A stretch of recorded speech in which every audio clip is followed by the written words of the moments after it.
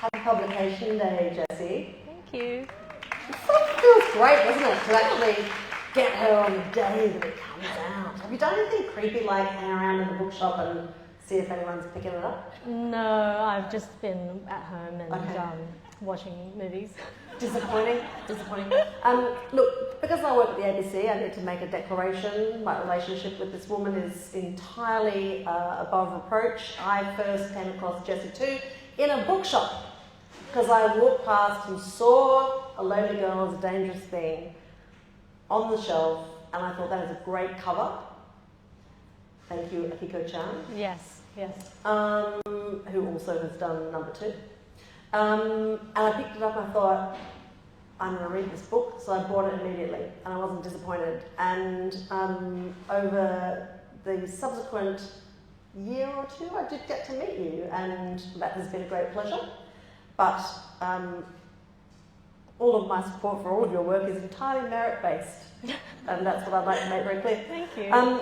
Okay, so in, I guess, the vocabulary available to novelists, there really couldn't be any more chilling formulation than eagerly awaited second book. How frightening was it to write a second book after your first one? Well, I actually had a book before this that didn't go anywhere, so I think that was very liberating. This is the depth of the research that you will come to expect from me this evening. No, but I didn't tell anyone. Nobody knows. It's a private failure, but it's a good failure. After Lonely Girl? Yeah, after Lonely Girl, I wrote a book. Okay. And it was a book that was, I can say this now because, I have a second book coming out, but it was full of ego. Like it was so arrogant, and it had a lot of heart in it. I can say that with all full honesty, but it was a piece, I think it was more of a reactionary book where I was like, oh, people love my first book. I'm just going to, vomit another 60,000 words out and people will love it. And it didn't go, and it wasn't a good book. And the people who love me and who are the best readers who I have in my life, they told me honestly, that it was a book full of not nonsense, but like it didn't go anywhere. It didn't really have plot.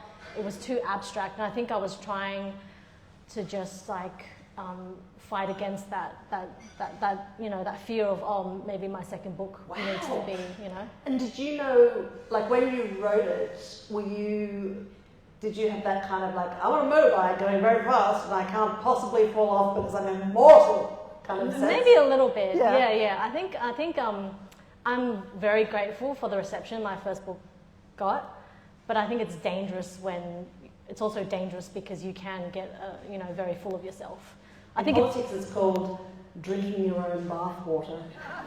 Yeah, and I think to a degree, like all writers, all novelists need to have a very high degree of ego.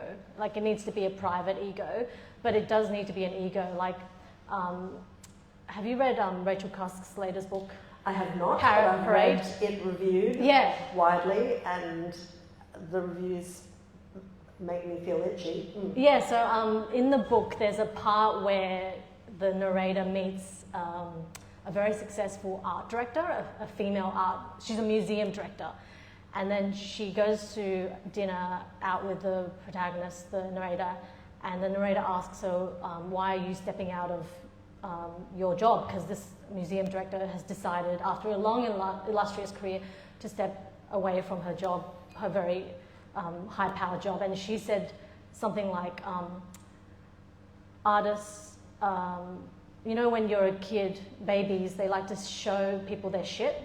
Like they like to show off their feces. Artists are just people who have never grown up from that kind of tendency to show off your shit.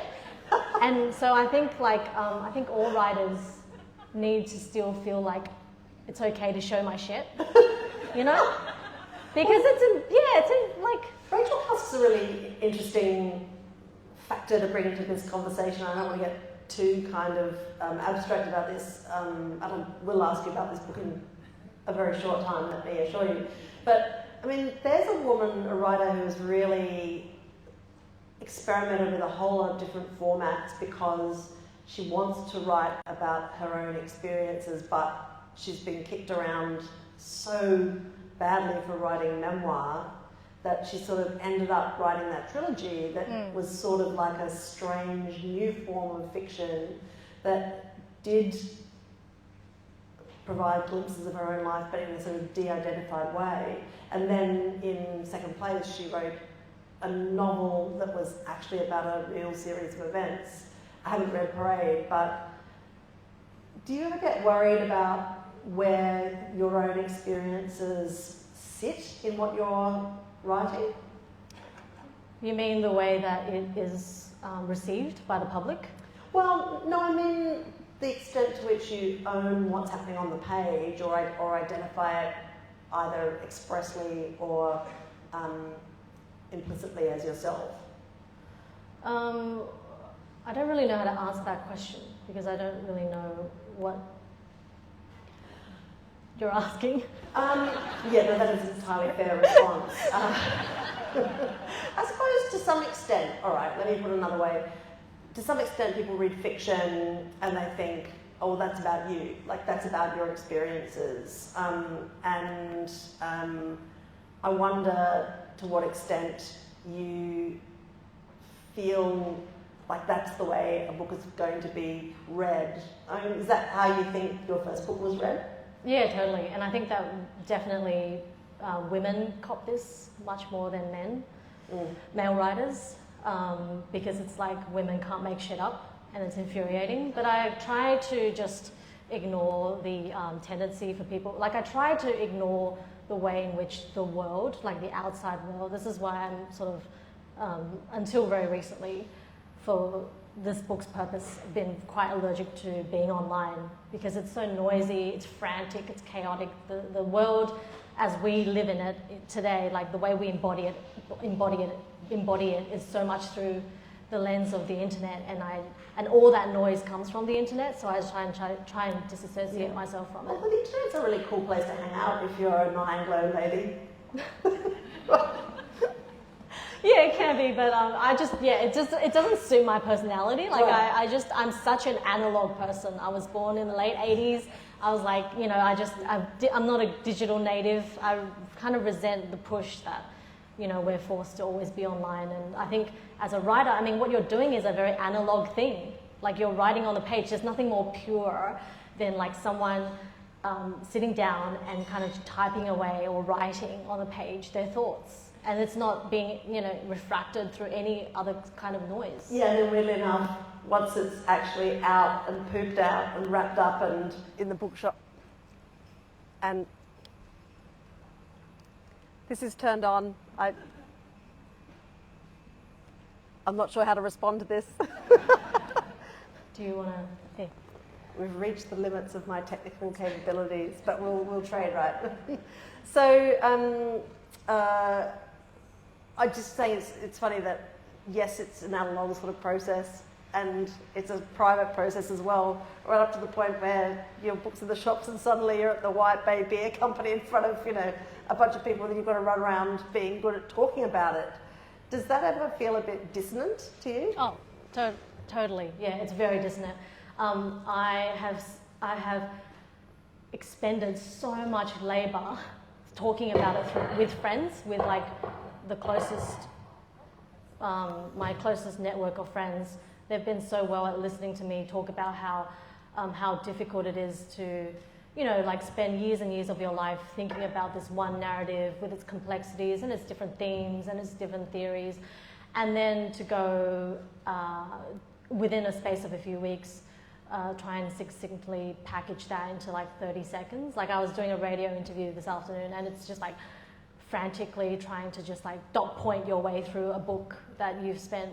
Like I feel like I've spent my life thinking about this book because I have spent my life as a multilingual person feeling very bad for, being obsessed with English as, as a literature, as a sort of way of moving through the world, and the amount of time I've spent in my life reading English writers and thinking about my life through the lens of the white gaze. It is like a whole life kind of endeavour. Okay, this seems like a good point to jump into this book. And I'm going to start by asking you to summarise the plot of what the book's about and tell us as much as you're comfortable telling us, because it is a book of twists. Like, there are things in this book that when I was reading it made me go, oh, what? And that's like so cool as a reader. And I also felt a bit resentful because I'm like, damn it, should have, if I just thought a bit more, I would, damn it. I felt a bit bested by you. And I was like, I think I texted you and like, God damn it. Yeah, I had a nice running commentary of your experience. Okay, so you tell us about the plot, and then I will supply some other questions. Okay, so the book is told in 3 parts and in 3 different locations. So it starts in Paris, where our narrator is taking her mother, who she lives with, on a trip for her birthday. And at the same time, she has been given her first translation job, like a solo translation job, which is a big deal. Translators usually spend the first few years of their career doing co-translations. While she's there, she finds out that her former lover has died under mysterious circumstances. She returns to Sydney. We get a lot of intrigue. There's a quiet thriller-esque part in the middle of the book where she's interviewed by the police. She's a suspect, maybe not, maybe yes.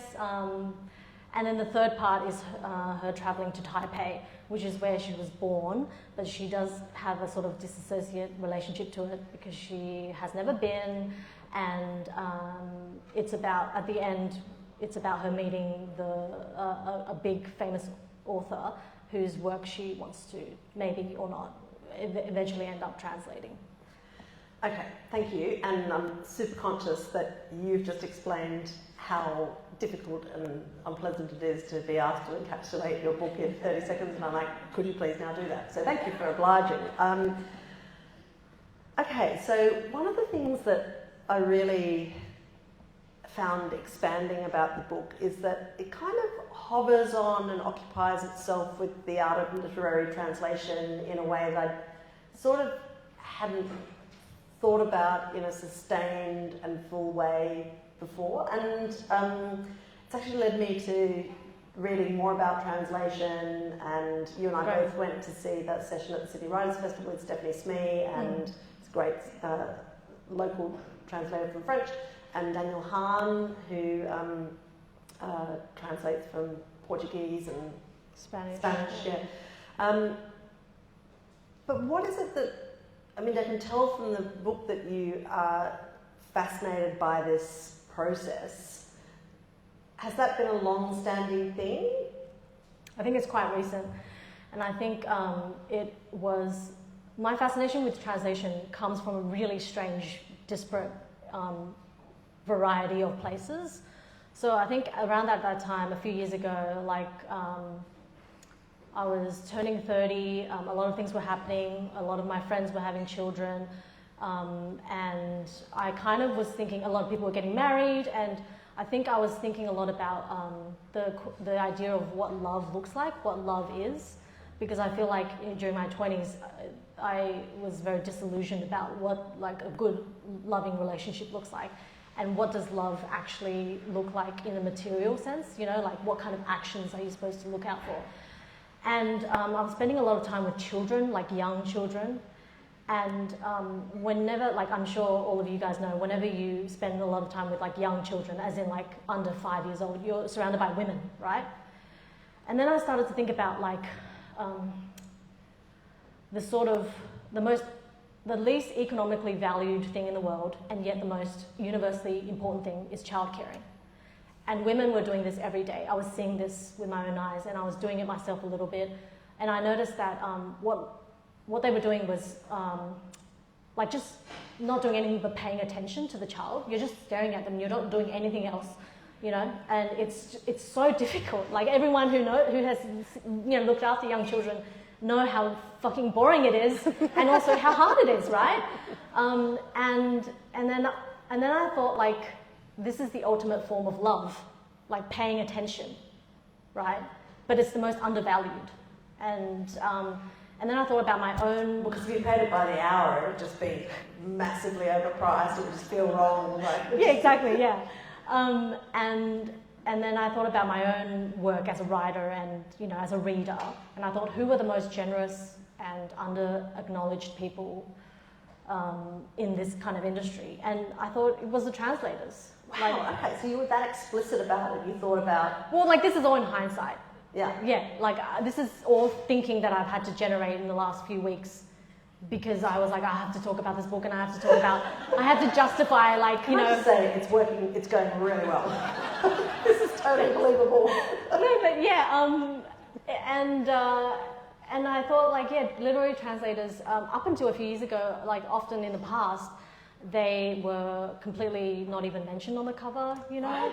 And when we think about, all of us have read Tolstoy, Dostoevsky, have we thought about who actually translated it? Or which translation you're reading?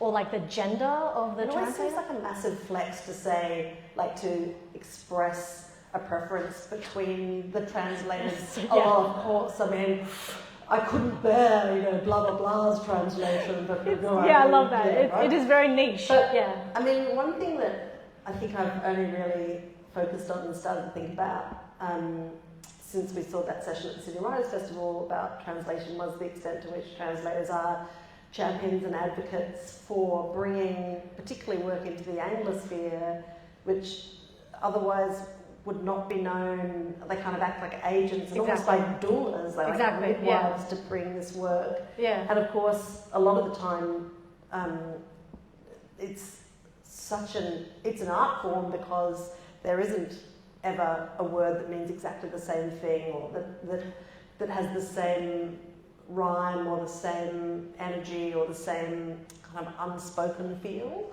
The music of language is different in different. Yeah, exactly. And so that's the challenge of the translator, right? And that's what's so absorbing about it. And I think you depict that in the passages in the book that are about conversations and back and forth between translators in a language of respect and consultation about, exactly how would you render this phrase, in English.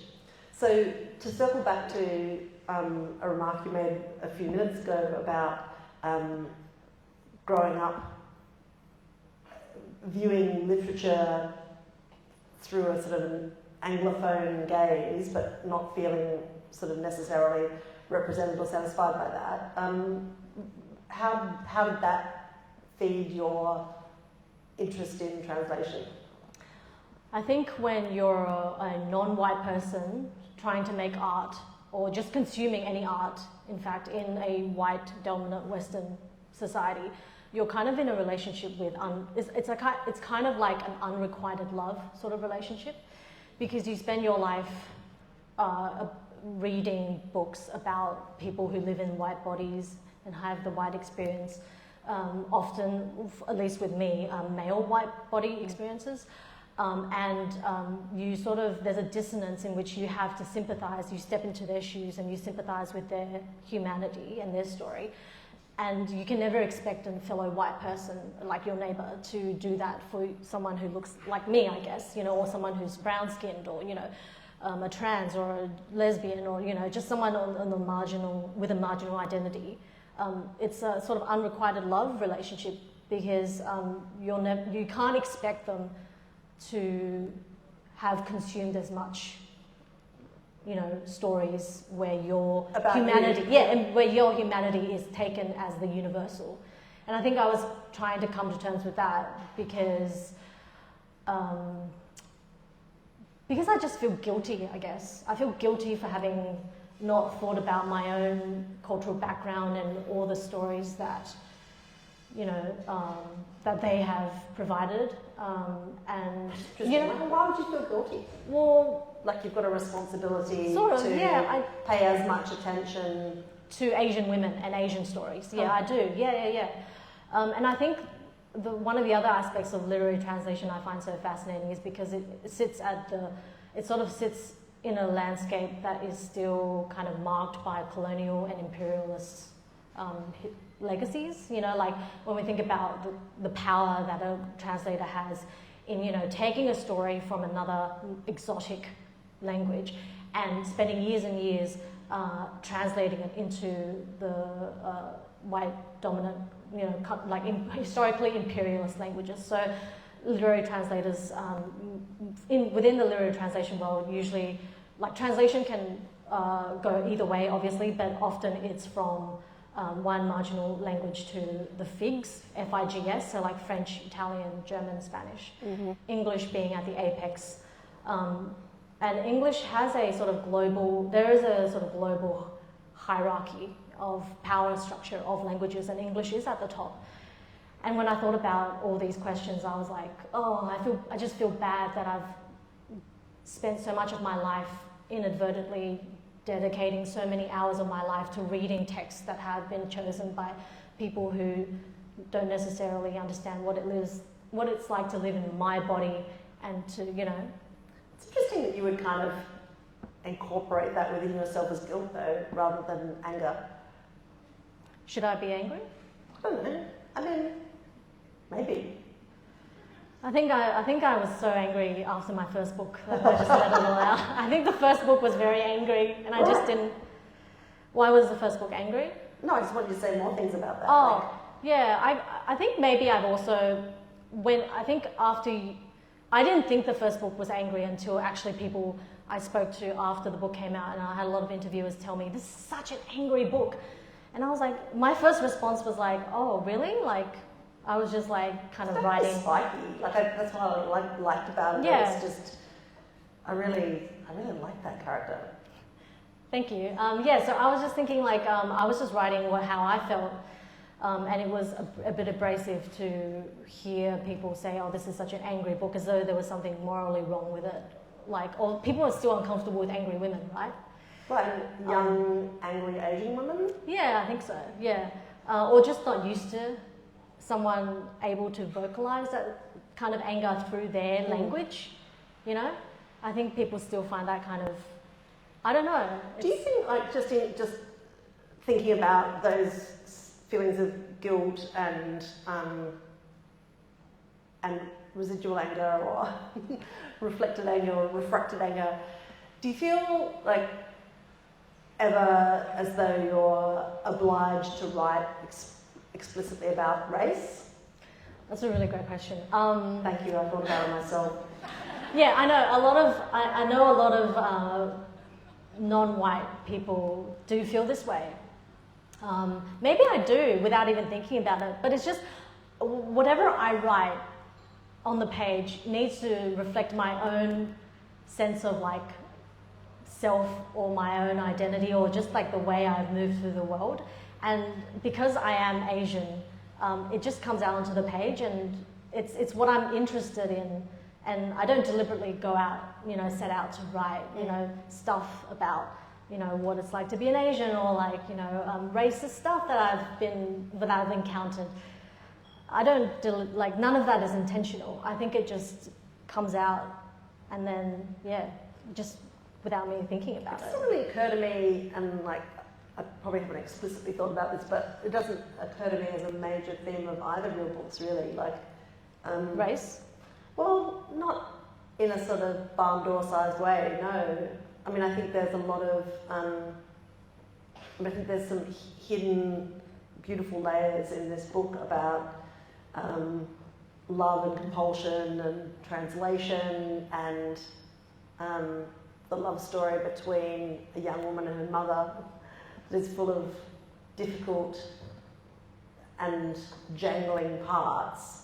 And I think, well, I don't know, like, obviously there's like some cultural material in there, but I didn't think of it consciously as a book that really was principally about race.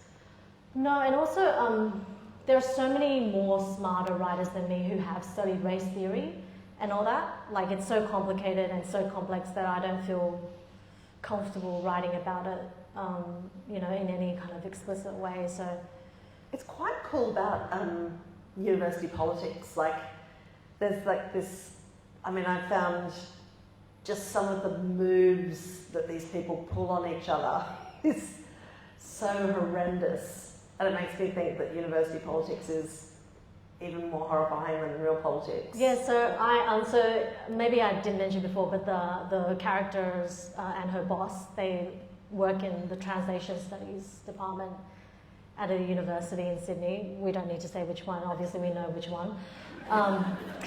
Sandstone. And there's a lot of tension. There's a lot of repressed hostility between these two women. Fantastic. And I loved writing it because I think so. What I do generally is just like spill shit on the page, and then afterwards stand back and then see what I was trying to think about. I never deliberately go out and say, okay, I'm thinking about this and write it.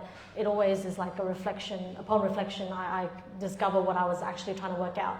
And the hostility between my main character and her boss is sort of like years and years of sort of trauma, I think, that I've experienced working under white female bosses who at the beginning seem to have the best of intentions. You know, they offer their hand to be mentors. You know, they're like, oh, do whatever you want, you know, I'll write your reference letter or whatever.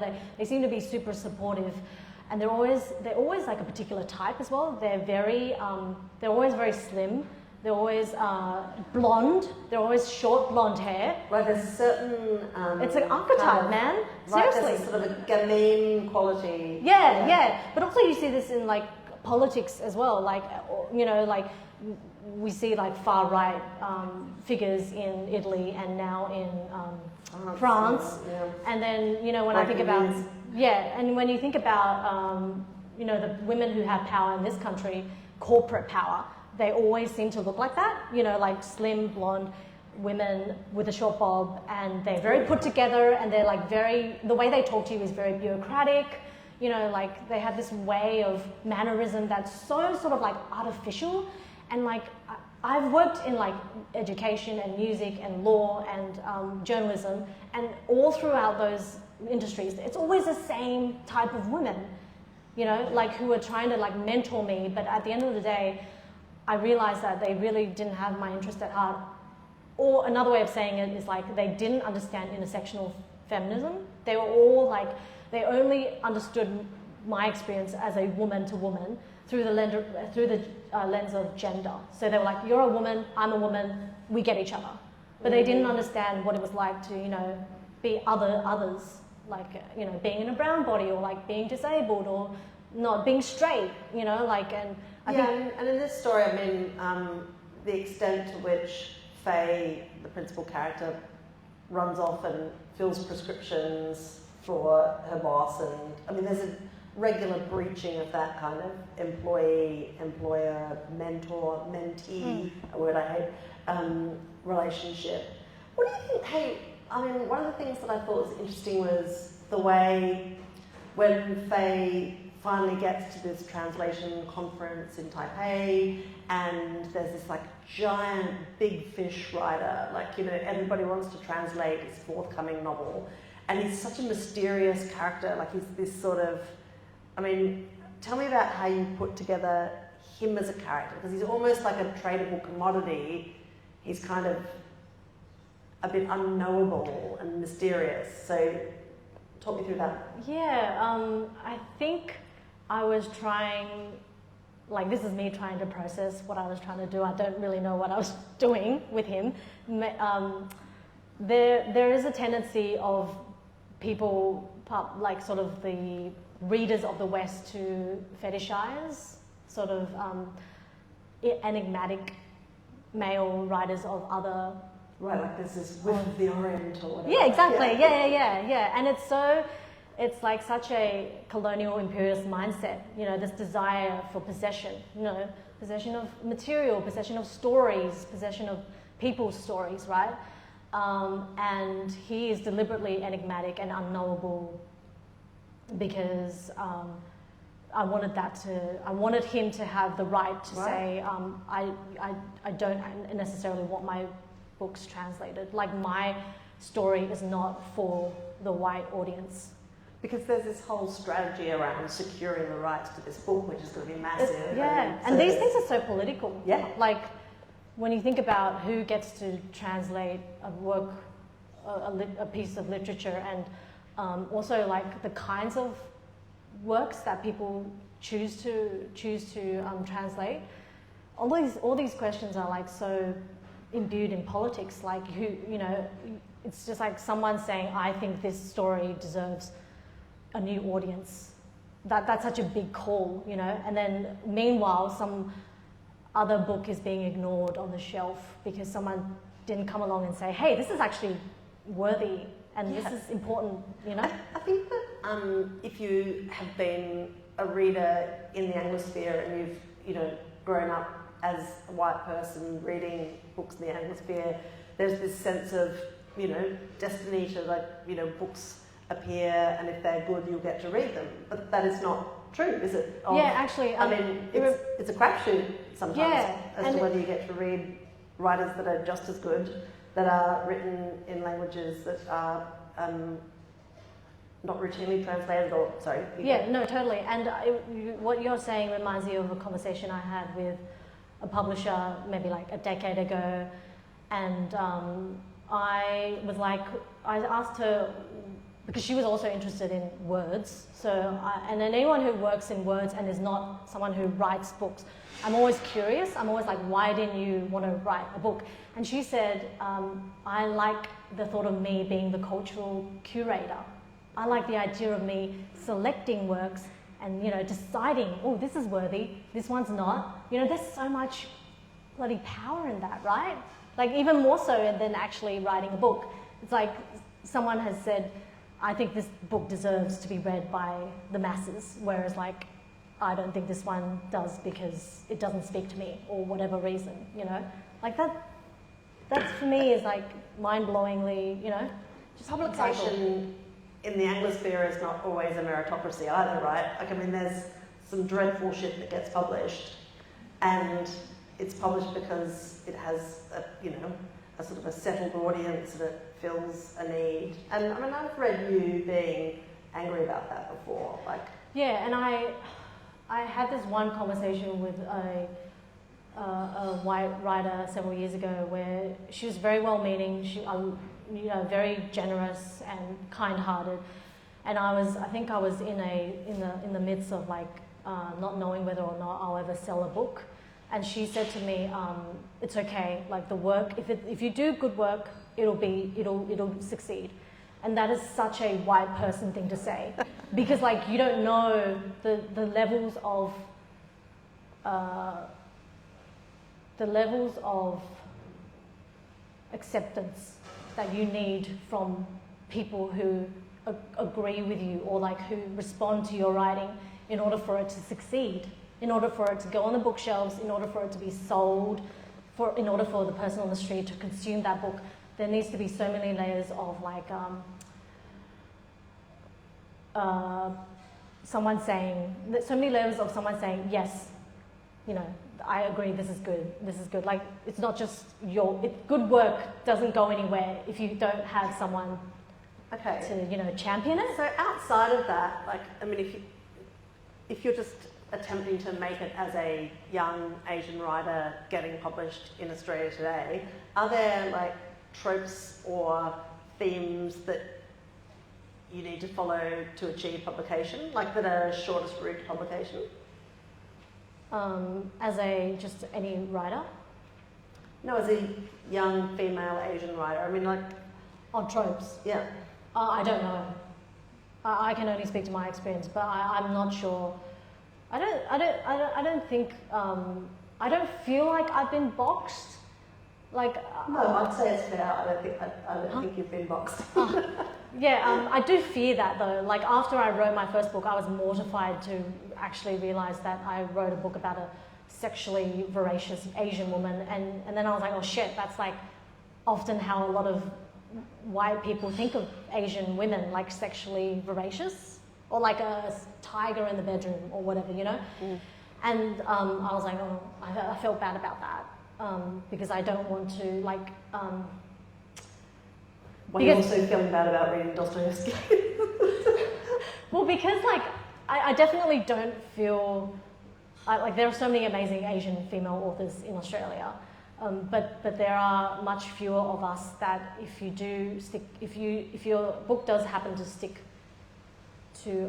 up against the surface of other books, people might tend to categorize you in a way that maybe a white author is not boxed in that way, sort of. Right, so you feel like you make choice X and you think, am I being obvious or am I being an obvious controversialist? Like, and I try to, and then with this book, it's exhausting. And then with this book, after I wrote it, I was like, shit, did I just go the other way? Because this character is quiet. She's like a quiet achiever. I was a quiet achiever in high school, like 7 years in a row. We got like, they're quite Asian, like that's a stereotype. And then I was like, after I wrote this book, I was like, oh shit, did I just like fall into this other stereotype of an Asian woman? It's like, it's like the thing with W.E.B. Du Bois says, the double consciousness. Like if you're not a person, if you're in a person who lives in a black body or a non-white body, you're always thinking about how you're being perceived. So you're always watching yourself walking into a room. You're always watching yourself being watched, and you're thinking about yourself through the lens of someone else. Just like in the way that a woman, we move through the world seeing our bodies through the male gaze because of fucking Hollywood. Yeah. Okay. I'm conscious that I'd give it about another 3 minutes before I'm forced to start accepting questions from the audience, and I want to. I know this is probably not pleasant for you, but I'm just going to go back there because I'm so interested.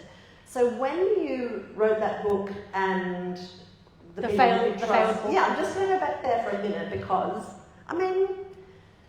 to have something be incredibly successful and then write something that didn't make the grade, like, I want you to go back there and just dig a little deeper into the wound for me. Tell me a bit more about it.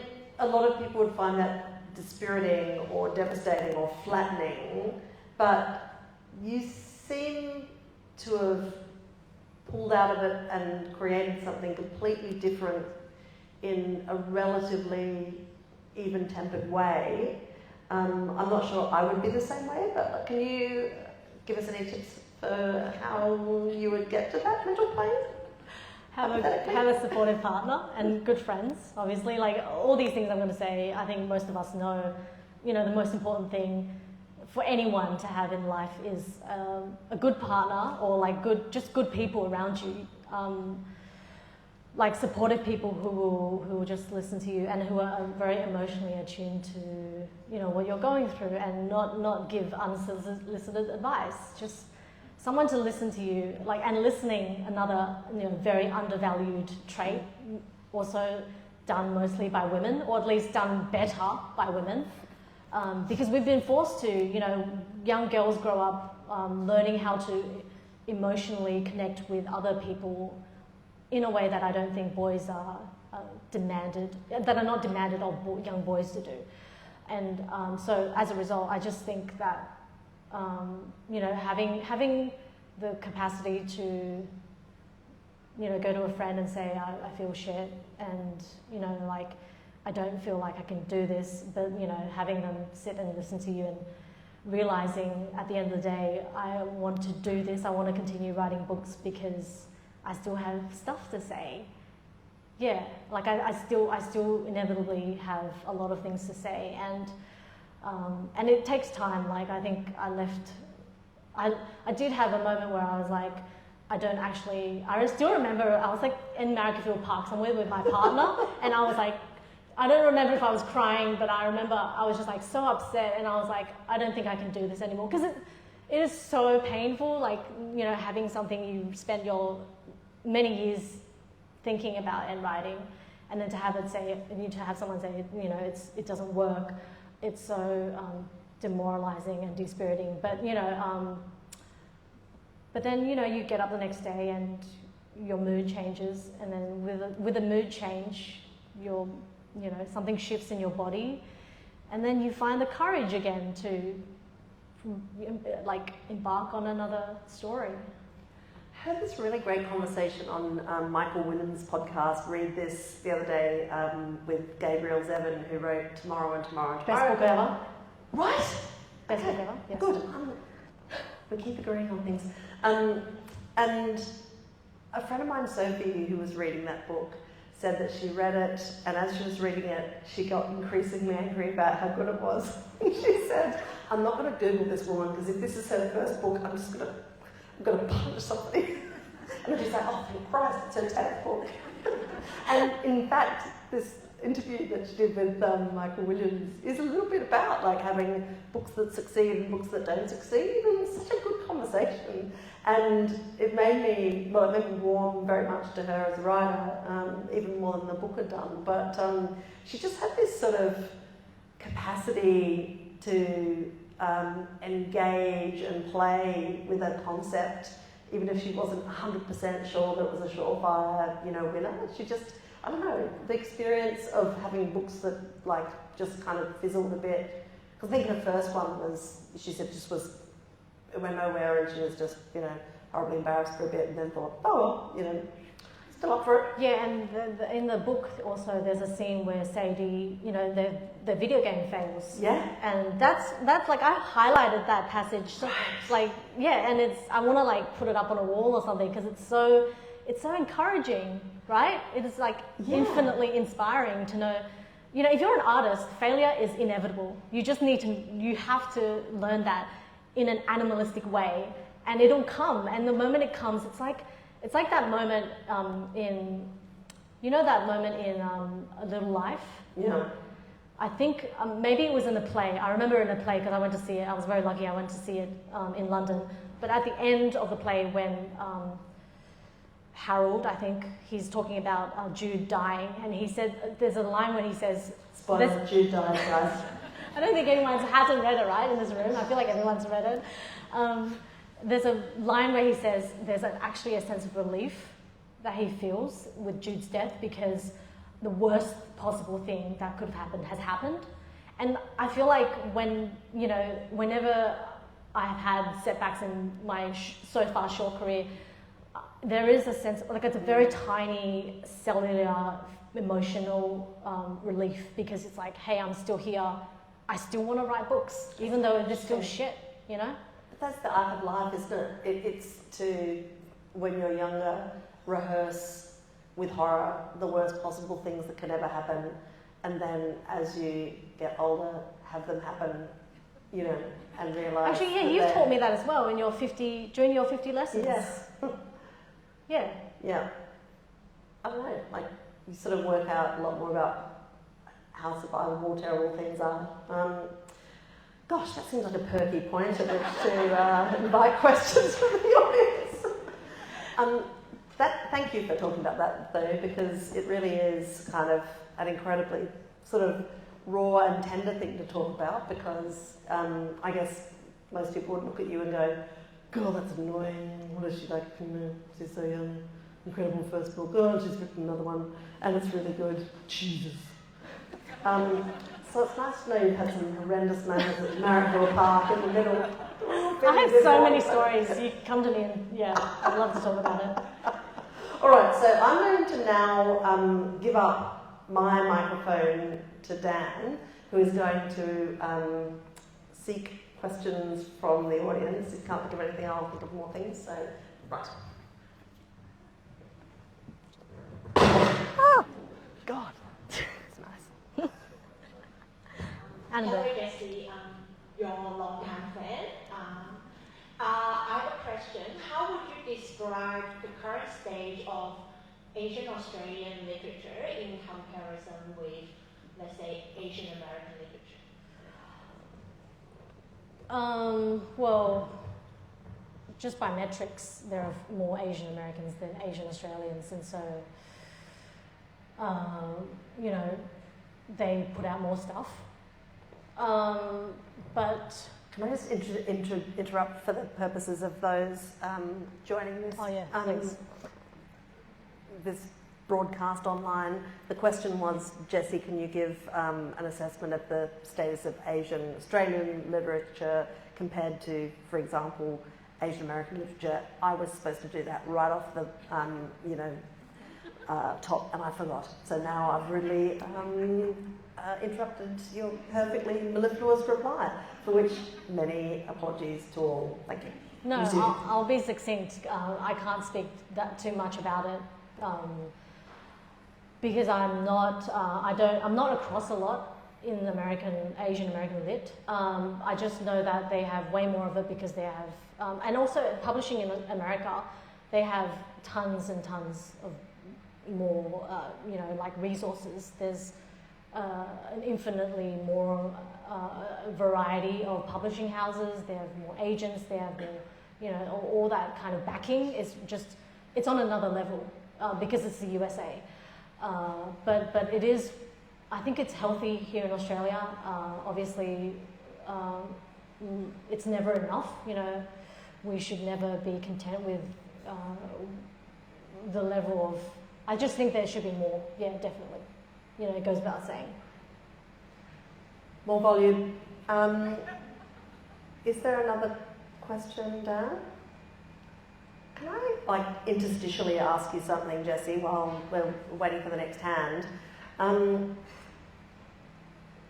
How tricky is it to work as a reviewer of books and a writer of books? I try and separate the two. I think I've become a more generous reader since becoming a reviewer. Mm-hmm. Yeah, I'm more careful about. I'm much more careful about what I read on the page, and I'm always thinking about the writer and what they're trying to do on the page. And I guess as an author, I just try and, I'd like to get good reviews, but it's not the end of the world if I don't. Right. This is why having a book club is so good, because you get the most diverse range of opinions from the smartest people, and it feels so comforting to know that. How did you choose your book club? Oh, this is so convoluted. And my book club people are here tonight, by the way. Okay, so be careful. Yeah. You're going to be asking them to confirm everything that you say later. So they're also very attractive people. They're the most attractive book club in Sydney, honestly. It is intimidating. It's a hot book club. It is. It's a hot book club. It's intimidating. I was scared going into it. But anyway, long story short, the partner of my former housemate invited me to my first session, my first meeting, which was Lisa Today as Three Women. Uh-huh. And I was fucking obsessed with that book. Sure. And I think it was the best turnout we've ever had. Right. Great book. Did you dress hot? I don't remember. But no, it was great. Did you dress hot? Always, yeah. Confirmed. No, but it's important it's important to have a book club.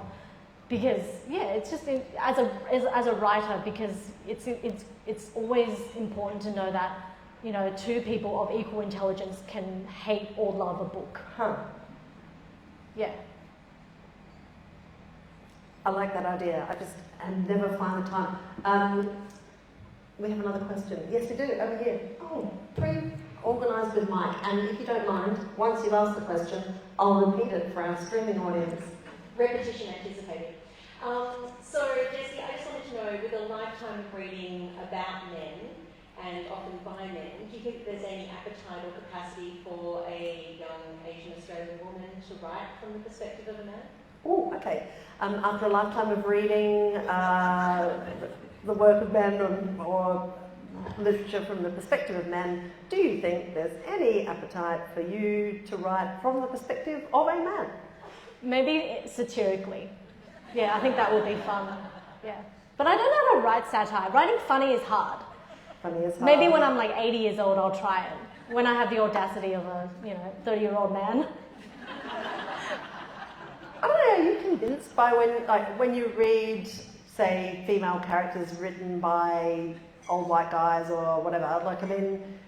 Do you kind of raise an eyebrow? Do you have a kind of just a entry-level suspicion of that sort of enterprise? I guess, of your two books that I've read, both of them are, written about Asian young women.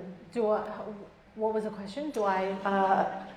Well, I mean, do you feel kind of suspicious of writers that write characters that don't resemble their own experience, I guess? I guess subconsciously maybe I do. Yeah. I don't know. Yeah, I think I read so few novels that are the most outside of my own identity that I'll read is probably like a white woman, and most stuff I read is by white women. But yeah, I feel like I've exhausted my emotional and psychic capacity of stepping inside the shoes of a man. That I don't remember the last time I read a book by a man. I'm just like, you know. Also, I watch so many movies where the protagonist is a man, so I feel like I'm already doing enough hours of empathizing with them, right? So the Bechdel test has like moved over into your... Well, no, also I'm much more generous with my movie watching than with my reading, I've realised.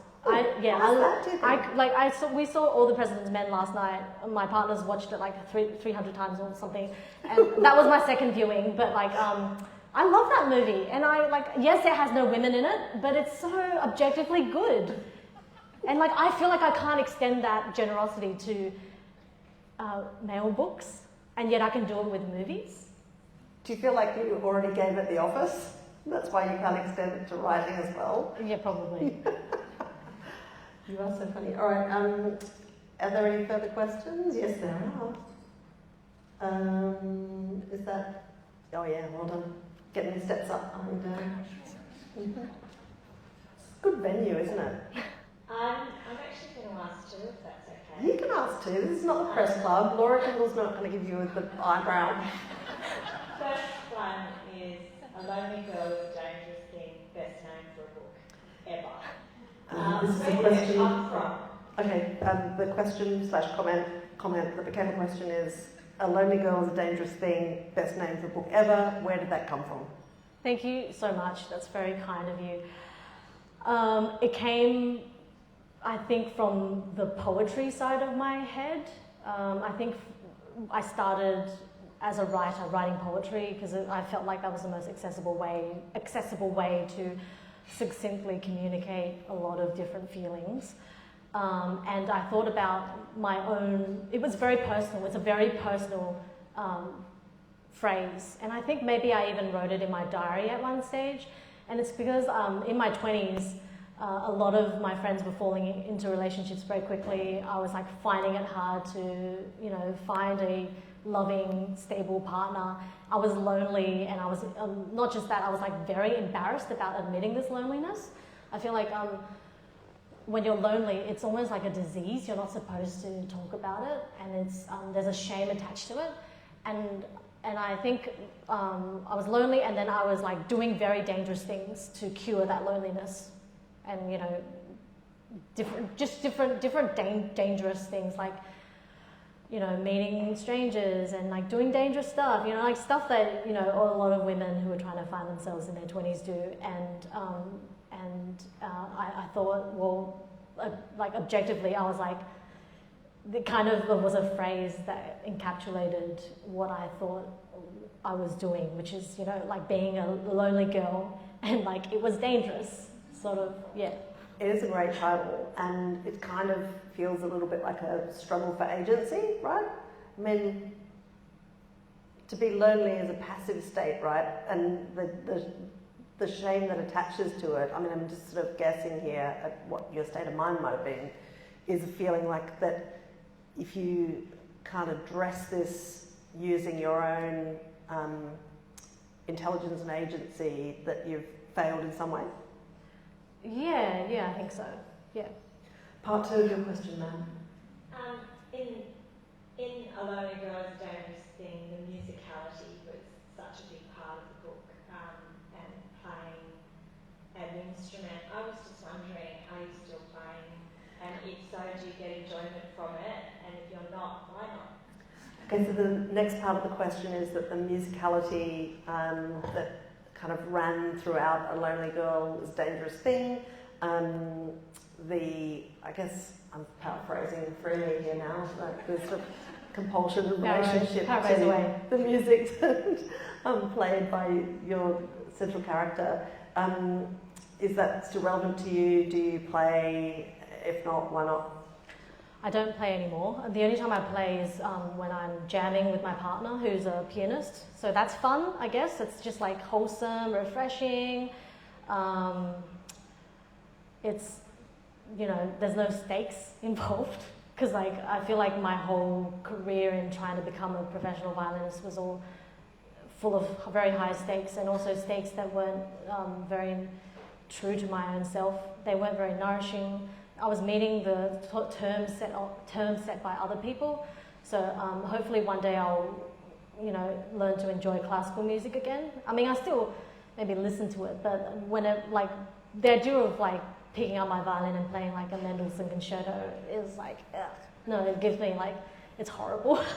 So there's like an element of hate sex involved. It's animalistic, actually. I have this like very primitive shrinking away from it because it's torturous. Like I had a very torturous relationship with the violin. It's masochistic, you know. Classical musicians are very, it's painful, and you have to have a very sort of unhealthy relationship with it, I reckon, if you are going to be very good at it. Hey Jessie, we are, I'm afraid, actually out of time. Can I just, well, I don't know, just want to say thank you for 2 books now that I've just enjoyed so much. I like the fact that you are constantly surprising as a writer, and even as I've got to know you better as a person, I think your kind of turns of deep humour and humanity and surprise are really very pleasurable in your writing and in your person. So thank you for all of that, and we're all very fortunate to be here with you on publication day for the Honeyeater. It is full of revelation and suspense and plot twists that I still slightly hate myself for not anticipating, and also a great insight into translation, a very generous and complicated and nuanced art form and form of writing. Jessie will be inscribing this book on its publication day. I think you should buy 5 just because of the day. That will be happening back there, and I'm sure I speak for all of us when I wish you the very best for your forthcoming tour and launching this great book into the world. Thanks, Jessie. Thank you. Thanks everyone for coming.